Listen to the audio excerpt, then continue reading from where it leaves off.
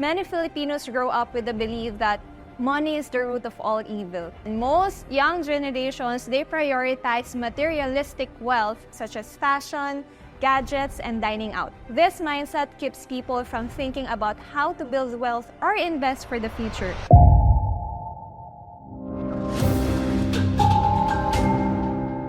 Ang sa akin lang naman, gusto ko malaman kung saan napunta yung incentives ko po na yun. Naisip mo ba na minsan kung mayaman lang sana ang pamilya ko, hindi ganito kahirap ang buhay ko? O kaya, sana lahat may generational wealth. Madalas nating marinig ang mga pahayag na ito, lalo na kapag nakita natin ng iba na pinagmamalaki ang kanilang kayamanan online. Minsan pa nga ang mga taong may privilege ay nakakaranas ng negative backlash. Kita mo tong brand new car ni Darren Espanto. Nako, yung presyo, pwede mo nang ipambili ng house and lot.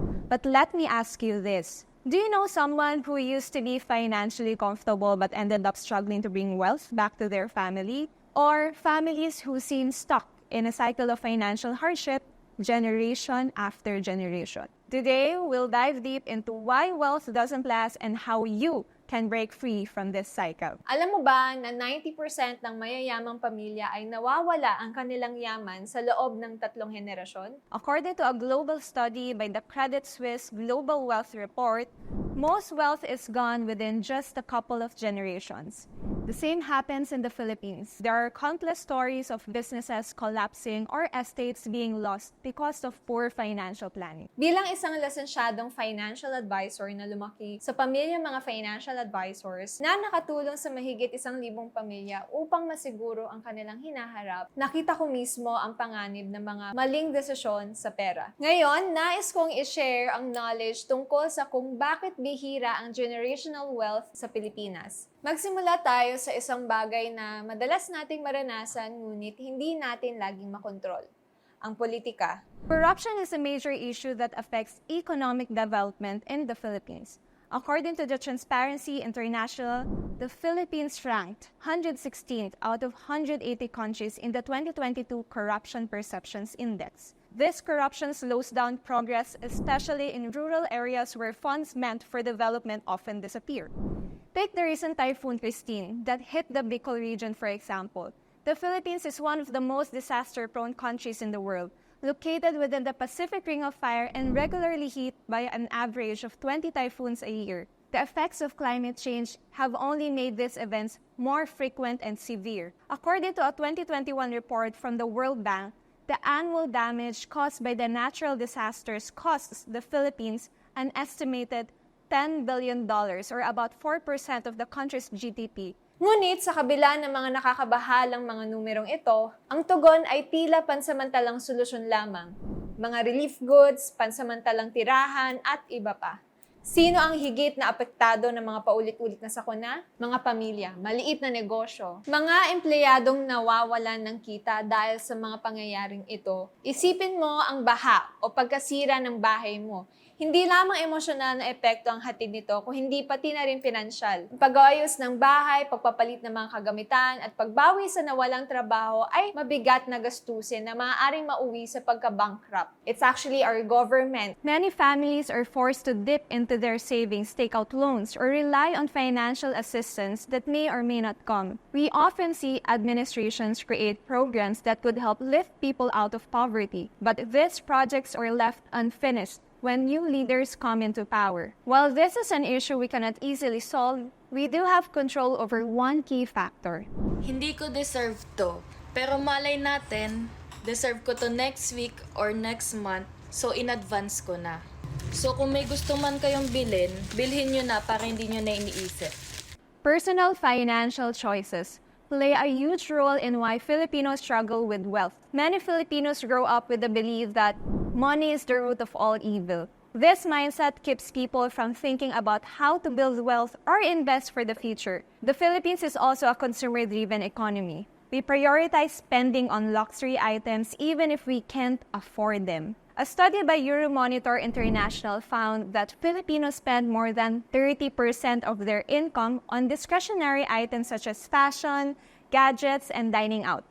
Dahil dito, maliit lang ang natitirang pera sa ipon o investments. We practice instant happiness. Kahit wala nang laman halos yung bank account natin, we will buy. Go tayo. Kaya mapapansin nyo, maraming concerts dito sa Pilipinas at madaming mga malls kasi nga alam nila na kahit wala tayong masyadong ipon, gagastos at gagastos tayo. Did you know that according to the Bangko Sentral ng Pilipinas, only 25% of Filipino adults have a formal savings account and only 10% invest in stocks or mutual funds? Karamihan sa atin ay tinatago ang mga pera sa savings account na halos hindi man lang makasabay sa inflation na unting-unting kumakain sa halaga nito. We don't talk about finances at home. It's something na taboo or kinakahiya ng mga tao sa loob ng bahay, sa mga pamilya, or pwedeng yun yung laging pinag-aawayan at source of depression ng mga bata. That's why marami tayo na-experience na sandwich generation, na naiipit sila ng 2 generations because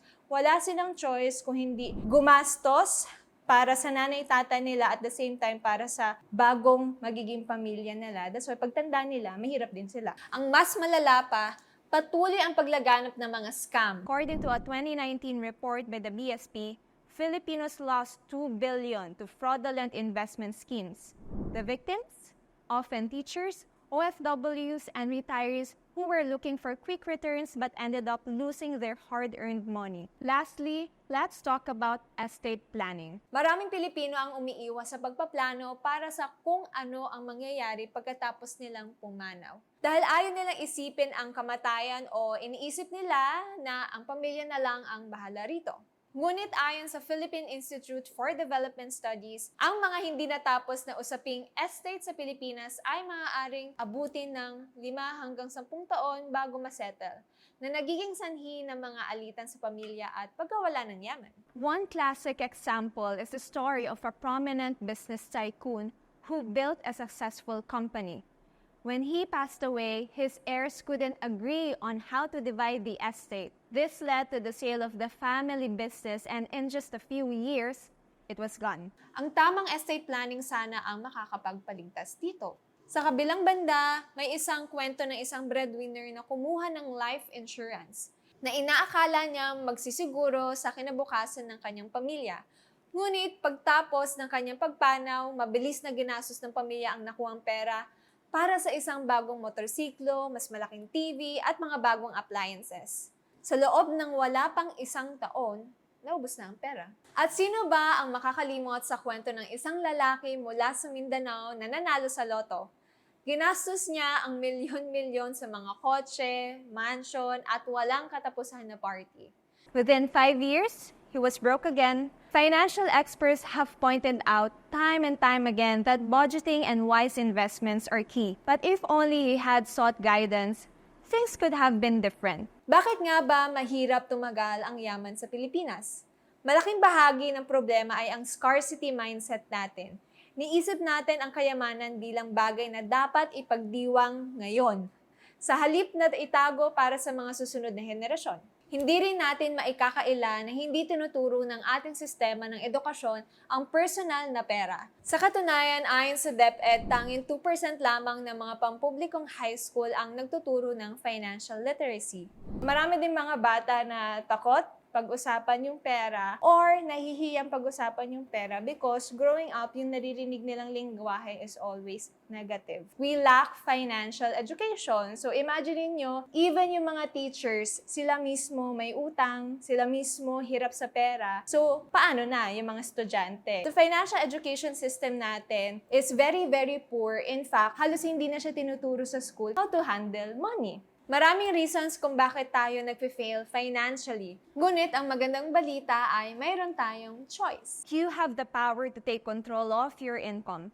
Choose a lifestyle that benefits you long-term and access education through digital resources, books, and financial seminars. Your family's past financial mistakes don't define your future. You can break the cycle of financial struggle and start building wealth for future generations. This is your abundance advocate, Janelle Sikitin, for PGMN.